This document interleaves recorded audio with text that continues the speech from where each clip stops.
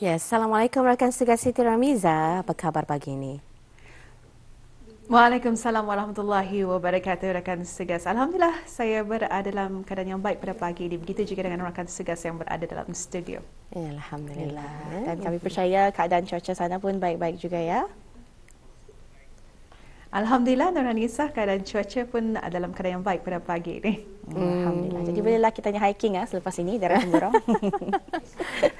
Baik, tadi kami ada kongsikan bersama dengan rakan-rakan dari daerah-daerah yang lain. Ya. Apakah antara kenangan ataupun memori yang menggamit fikiran sewaktu dari kecil dahulu? Mungkin boleh dikongsikan dengan Ramizah sendiri. Okey, terima kasih. Jadi alhamdulillah sebetulnya banyak kenangan manis, kenangan peribadi kalau pada zaman dahulu ya. Kalau yang ingin dikongsikan sebetulnya pada masa ni jarang kita melihat kanak-kanak remaja maupun belia bermain kikik. Tapi kalau saya dulu pada zaman dahulu memang suka bermain kikik bersama dengan adik-adik dan juga saudara mara. Jadi kalau bermain kikik itu sebetulnya kikik itu dibuat sendiri dengan peralatan-peralatan yang ada di rumah lah, contohnya macam penyapu lidi dan juga plastik itu dibuat sendiri. Dan satu kalau bermain, kami akan bermain bukan bermain mengikut macam mencari angin lah di mana, tapi kami lebih bermain itu macam lebih lasak lah kalau berkunjung ke rumah sebelah, lepas itu ke rumah yang lebih daripada 2 kilometer sampai ada yang naik ke atap rumah. Saya memang percaya kalau Siti Ramizah memang begitu. Bukan apa, sebenarnya fitrahnya kalau tanya kanak-kanak itu, mungkin di bawah umur 12 tahun mungkin ya. Memang curiosity kita ni tu, rasa ingin tahu itu tinggi. Karena itu dulu itu kalau di Padang anda tahu sakit, memang tahu. Tetapi itulah perkataan jarak itu payahkan menyerap pada diri. Tapi sebenarnya terima kasih juga kepada kenangan-kenangan itu. Kerana kita ni dapat memenuhi masa kanak-kanak kita ni itu dengan sesuatu yang sememangnya bersesuaian untuk diisikan pada waktu kanak-kanak, iaitu bermain. Dan sambil-sambil itu ada pengajaran dan pelajaran yang kita ni peroleh ya, Ramizah. Cukup indah sebenarnya bila kan kenang dan akan pandai habis tu cerita-cerita itu sebenarnya. Tapi saat ini kita nyambung. Betul ya. Baik, apapun kita tidak sabar juga untuk mengetahui perkembangan terkini, bahan yang juga akan dikongsikan dari daerah Temburong pagi ini. Silakan Ramiza.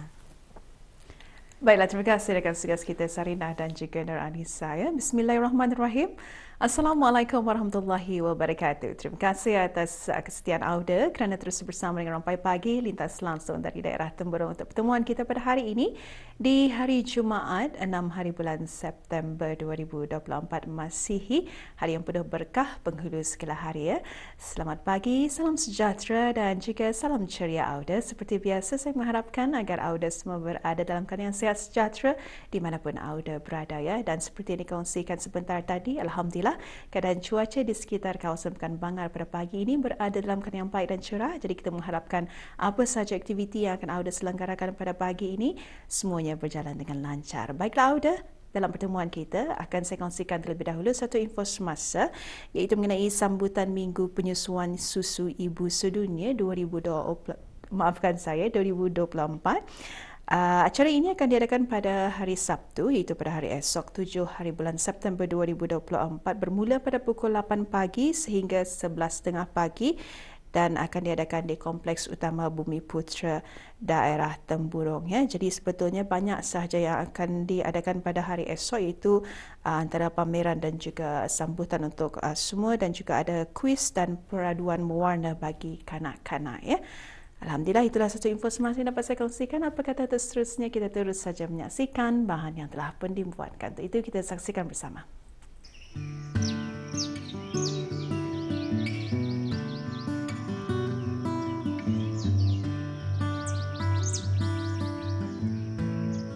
Assalamualaikum warahmatullahi wabarakatuh. Bersama dengan saya Siti Ramiza dalam pakej program Rampai Pagi dari daerah Temburong. Seperti yang dapat Auda lihat, saya berlatar belakangkan tapak perkhemahan yang terletak di Pilihan Park. Dan sebetulnya kita masih lagi bersama dalam satu pendekatan mengenai program Rise and Thrive. Jadi Auda sebetulnya pada ketika ini, seperti yang anda nampak, tidak ada kemah lagi yang bersusun di sini. Berarti mereka akan menutup majlis program Rise and Thrive ini.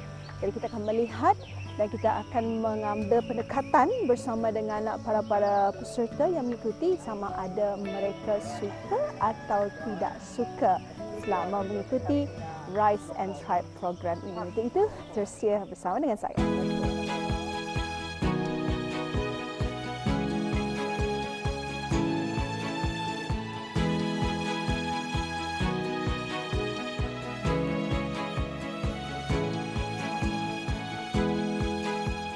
Alhamdulillah, selama program perkhemahan Rise and Thrive diadakan, iaitu selama 3 hari di daerah Temburong, kesemua peserta selamat menjayakan program ini dengan lancar dan stabil dalam apa sahaja aktiviti yang telah dikendalikan.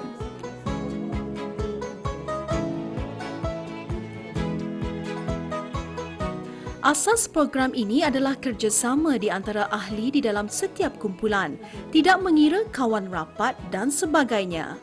Objektif dan matlamat program ini setentunya mengarah kepada kesefahaman, kerjasama dan toleransi dalam memastikan tugasan yang diberikan dapat dilaksanakan dengan sempurna.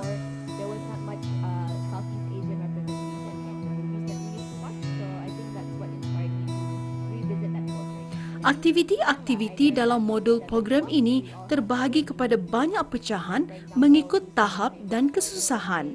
Namun begitu, terdapat banyak aktiviti mudah yang boleh dilaksanakan dalam tempoh yang singkat dan tidak memerlukan banyak alatan atau ruang yang besar. Khususnya di kawasan Peliunan Park Batu Apoi, daerah Temburong, menjanjikan pengalaman yang indah dan luar biasa untuk kesemua peserta, ahli jawatan kuasa dan pihak penganjur.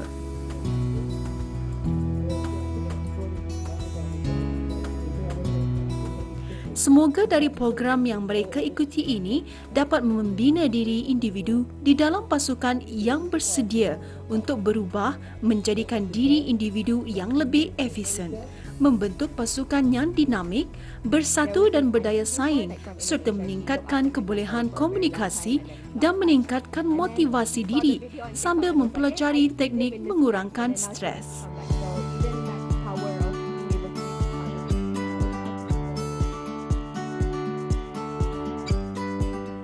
Alhamdulillah, selepas 3 hari, we've gone through so many challenges, ups and downs. But at the end of the day, I'm proud of the people who joined because, well, they are technically, this is their first time camping. They don't really have any military background and all that. So in considering that, they did great in mitigating all the challenges. Now, in terms of the actual result, we'll be able to see that through our possibility and 6 months from now when we catch up with them. But overall, they are very active, very active and really reflective. Some of them, do be honest, they are frustrated sometimes, but that is part of the process. That's part of the challenge. And eventually when we listen to them, then eventually they become positive again. Yes, at the end of the day, I want to emphasize this as well. Really, when people have challenges like this, the best thing we can do to support is really to listen. And then we can push them forward to what we intend for the outcomes of this bootcamp.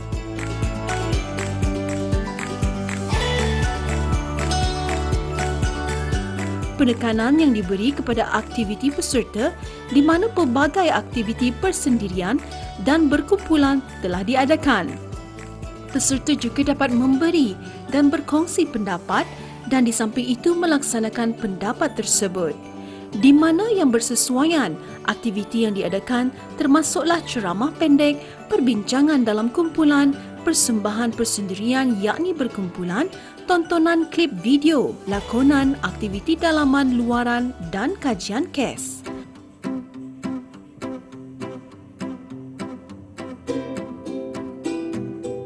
Pada pendapat saya, camp ini sangat menyeronokkan dan saya sangat berpuas hati dengan camp ini kerana saya boleh banyak aktiviti yang boleh dilakukan di sini. Dan ianya satu experience yang sangat istimewa bagi saya dah. Oh yeah, I think this program is a great idea because I've never come across anything like this. And this was actually my first camp in Brunei. I've done a camp somewhere abroad, but in Brunei, having a summer camp is one of the first I've ever had. And it's actually a great idea. It actually really caught my attention, which I invited my friends over since it's like a rare occasion for Bruneians to actually experience a camp. Yeah.